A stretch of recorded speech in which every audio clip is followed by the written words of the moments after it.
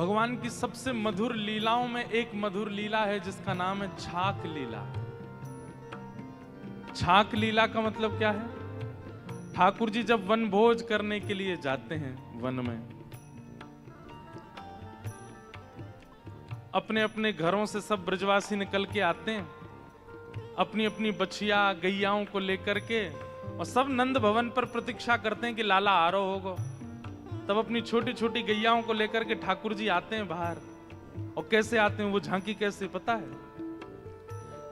घुटने से ऊपर ऊपर तक ठाकुर जी धोती पहनते हैं, कमर में सुंदर काली कमली बांधते हैं, उसमें वंशी खोंच लेते हैं, एक गैया हाकवे की छड़ी ऐसे कंधे पर लटका लेते हैं, और उस छड़ी के अंतिम भाग में एक पोटली टंगी होती है, उसमें छाक, छाक माने भोजन, भोजन यशोदा मैया ने रखे, कछु रोटी रखी, मक्खन रखे हैं, मिश्री रखी है, वो छाक लटका करके सब ब्रजवासी देखेंगे किसकी छाक बड़ी है।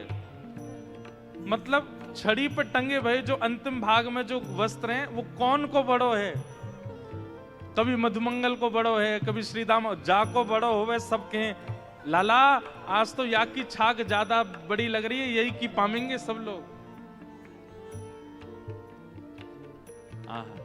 लेकिन ठाकुर जी की जो छाक है वो सबसे छोटी होती है। क्यों? क्योंकि ठाकुर जी अपने भवन में नहीं पाते, ठाकुर जी सबके भवन का पाते हैं, सबका पाते हैं। गौचारण करने के लिए जब जाते हैं तो गैया तो चरती रहती हैं, और वहां सब ब्रजवासी गोप ग्वाल घेर करके बैठ जाते हैं। मध्य में ठाकुर जी, सुकाचार्य जी वर्णन करते हैं, विभ्रद वेणुम जठर पटयो शांग वेत्रे च कच्छे वामे पाणे मृषण कवलम तत्फलम लांगुलीषु तिष्ठन मध्य। चारों तरफ गोप ग्वाल बैठ जाते हैं और बीच में ठाकुर जी बैठते हैं, और सबसे पूछते हैं भैया कहां कहां लेके आए हो, नेक नेक बताओ। एक लीला है कि यशोदा मैया ने आज लाला के काजे सुंदर दही भेजी, लेकिन जैसे ही कोई सामग्री ठाकुर जी के पास आती है, ठाकुर जी का भाव है कि पहले श्री जी को निवेदित करते हैं, किशोरी जी को निवेदित करेंगे, अच्छी सामग्री आवेगी फिर उसके बाद पाते हैं। तो आज जैसे ही वन में भोजन करने के लिए ठाकुर जी गए तो सबसे ज्यादा भूख लगती है ठाकुर जी के सखा मधुमंगल को। वन में पहुंचने की देरी नहीं होती कि चिल्लाना शुरू कर, लाला भूख लग रही है बहुत जोर से, जल्दी से छाक खोल ले, लाला अभी तो भूख लग रही है, कब पहुंचेंगे हम, कब बैठेंगे, जल्दी खोल ले, अरे मुकुश श्रीदामा की छाक में ते अचार की खुशबू आ रही है, लाला जल्दी खोल ले। ठाकुर जी कहें तो नेक में ही भूख लगी आवे, भोजन को कोई नाम बोल दे तेरे मुंह में ऐसा पानी आवे, तो सुबह बाल भूख ना करके आयो लाला, इतने चल के आए ना, बात मेरो सबरो भोजन पच गो, मुंह फिर तो भूख लगी आई। तो कई बार ऐसा होता है कि जब बच्चे स्कूल लंच बॉक्स लेके नहीं जाते हैं ना, भूल जाते हैं, या माता जी उठी नहीं सो के, हमारी माता जी तो उठती थी, कई बच्चे ऐसे हमारे मित्र आते थे वो लंच नहीं लेके आते थे, उनसे पूछते क्यों नहीं लेके आए, और मम्मी सो रही थी। मैं तो तुझे किसने तैयार किया? बोले कि पापा ने तैयार करके भेजा। अब पिताजी को रसोई बनानी आती नहीं, मैंने कहा अब तू भोजन कैसे करेगा? बोले कह रहे थे पिताजी की लंच टाइम तक आ जाएगा, तो होता था। फिर लंच टाइम पे कोई आते थे नीचे से टीचर, वो तुम्हारा लंच बॉक्स आ गया ले आओ, ऐसा होता था। आप लोगों के संग पता नहीं, हमारे संग तो होता था। कई बच्चे ऐसे आते थे, उनकी माता ही सोती रह गई तो बेचारे लंच पीरियड पे ही उनका लंच बॉक्स आता था। तो कई बार यशोदा मैया सोती नहीं रह जाती हैं, ठाकुर जी ही जल्दी भाग जाते हैं, छाक लेके जाते नहीं। तो फिर यशोदा मैया किसी सखी के हाथ छाक भिजवाती हैं, उसको कहते हैं छकियारन। क्या बोलते हैं? जो ठाकुर जी की छाक लेके जाती है, छकियारी। तो इसमें दो बातें हैं कि ठाकुर जी छाक लेकर के क्यों नहीं जाते। उसमें पहली बात तो ये है कि ठाकुर जी को ये लगती है ग्वाल बाल बेचारे द्वार पे इतनी देर से ठाड़े हैं, मेरे दर्शन के काजे, मैं विलंब ना करूं, जल्दी चलो जाऊं। ठाकुर जी जल्दी बाहर आ जाते हैं। और दूसरा भाव यह है कि ठाकुर जी जब छाक लेकर के नहीं जाते तो किसी गोपी को अवसर मिलता है छाक लेके वन में जाने का, और उसको ठाकुर जी के दर्शन का सौभाग्य मिल जाता है। पीछे वाले नेक नेक आगे खिसक आओ, हाँ थोड़े थोड़े आगे आ जाओ, पर बिना इधर उधर देखे आगे आओ, हमको देखते हुए आओ। गांधी धाम वाले इससे भी बड़ा हॉल बनवा लो अगली बार के लिए, तब आवेंगे। आप लोग इतने भाव से आते हैं, इतने प्रेम से श्रवण करते हैं,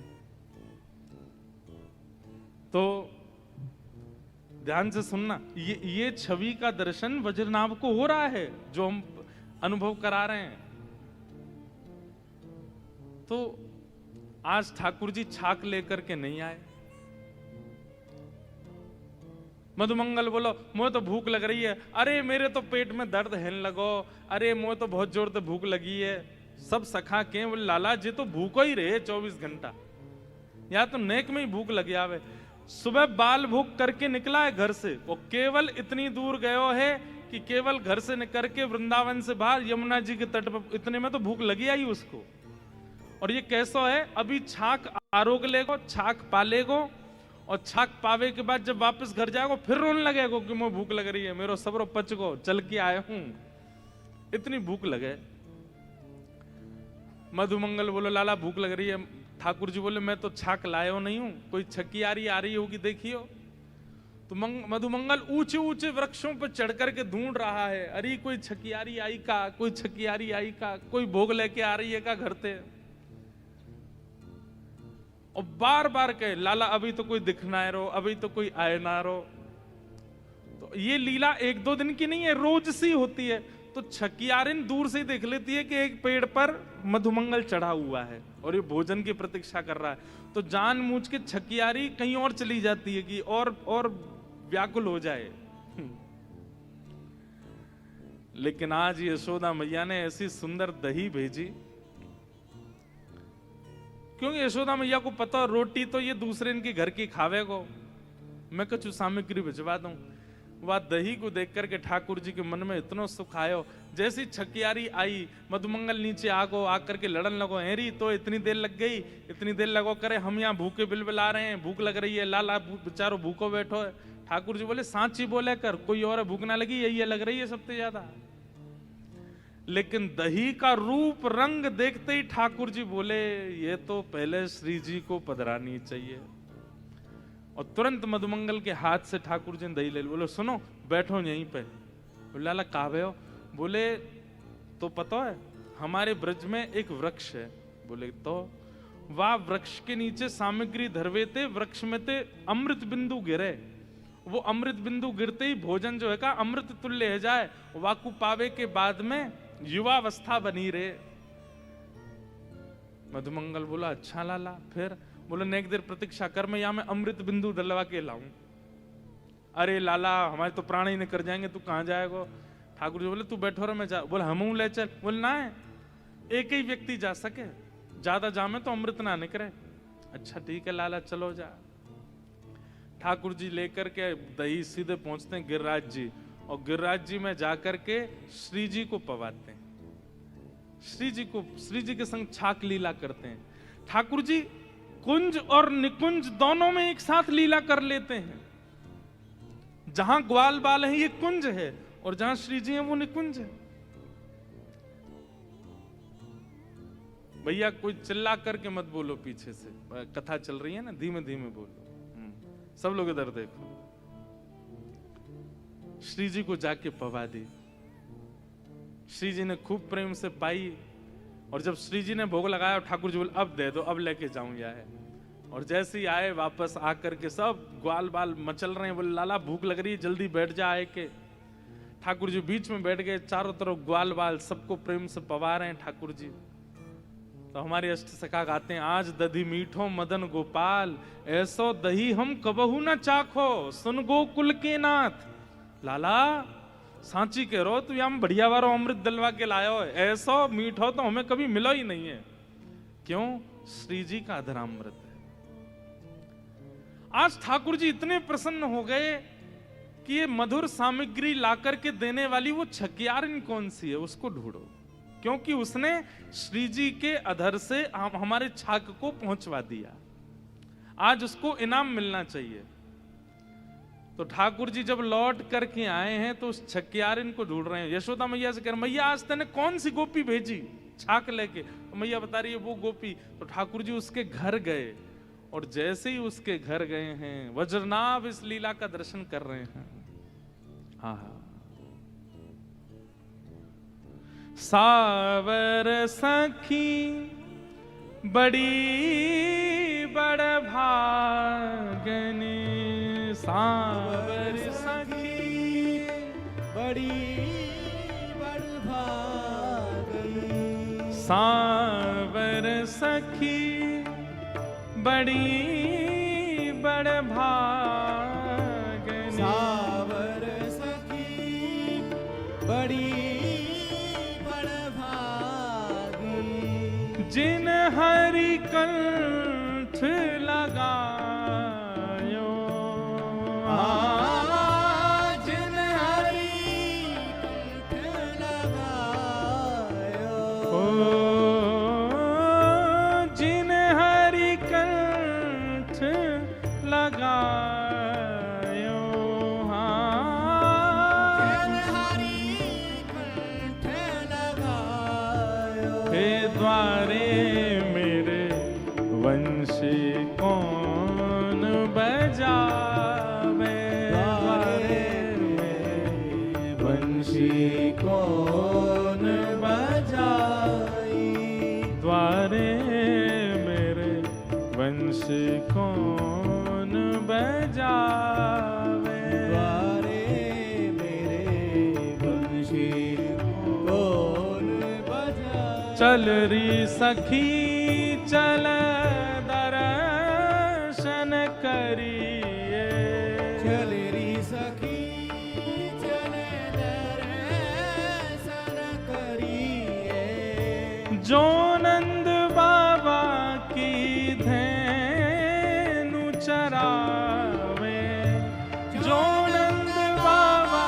की धेनु चरावे, वंशी कौन बजावे, द्वारे मेरे वंशी कौन बजावे, हाँ द्वारे मेरे वंशी कौन बजावे, द्वारे मेरे वंशी कौन बजावे। ठाकुर जी आज वन में गए, छाक लीला करके वापस आए, और वापस आकर के एक सांवल सखी, एक सांवली सखी जो छाक लेकर के गई थी, उससे ठाकुर जी घर जाकर के हृदय लगा रहे हैं। और ये दर्शन किसको हो रहा है? वज्रनाभ को। किस प्रभाव से?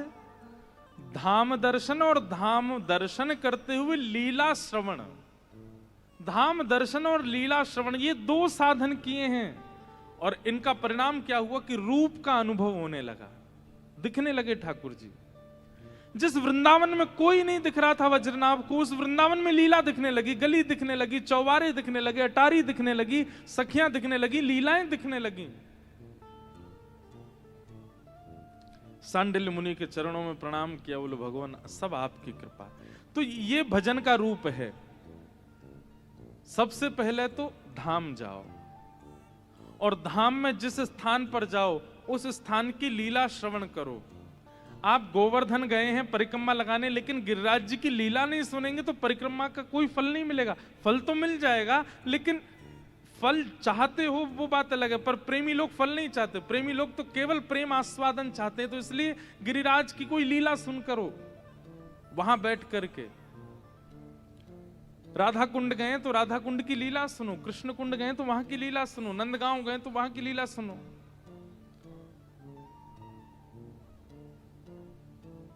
अब एक गांव है हमारे ब्रज में, पैंठा, उस जगह का नाम है पैंठा। उसका नाम पैठा क्यों पड़ गया? बोले जब भगवान श्री कृष्ण